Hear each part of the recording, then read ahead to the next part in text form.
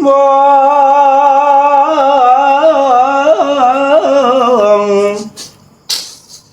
bebek ados kali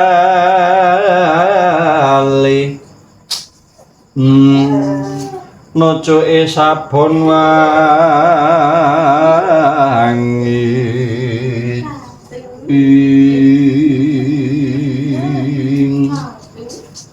Kyai Janaka kula wonten tinimbalan kengadhawuh Koko Prabu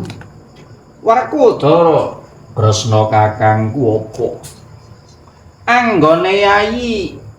Darma Kusuma anggene padha nganakake sesaji Raja Soya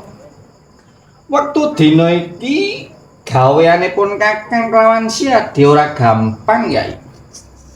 kados pundi Koko Prabu wektu dina iki Siadi Arjuna kelawan Werkudara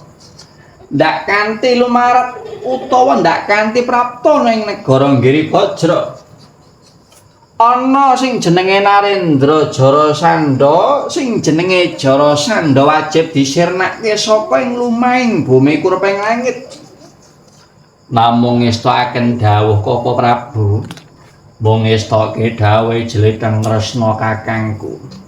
nanging wanti-wanti dina iki para Pandhawa utamanipun Kakang Kyai Janaka kelawan Werkudara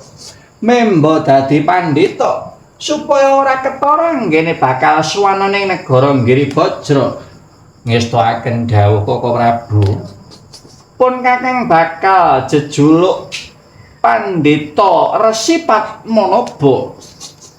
kula badhe ngagem asmi Resi Suparta aku Resi Balawa yo yen wis yo geng gati sawe geng dhewe ayo lumarap ana ing praja negara Giribajra dina iki Yai Sarate pandang sumula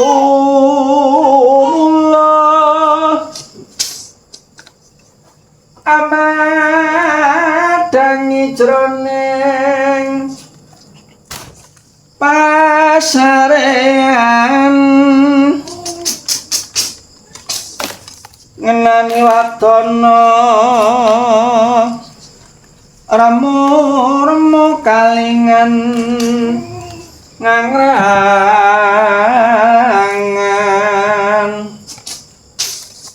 sang tiah manangkung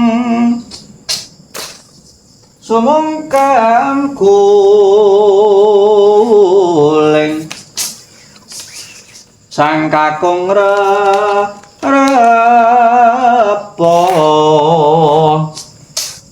alon wuwa sira Bapa Yayi maneman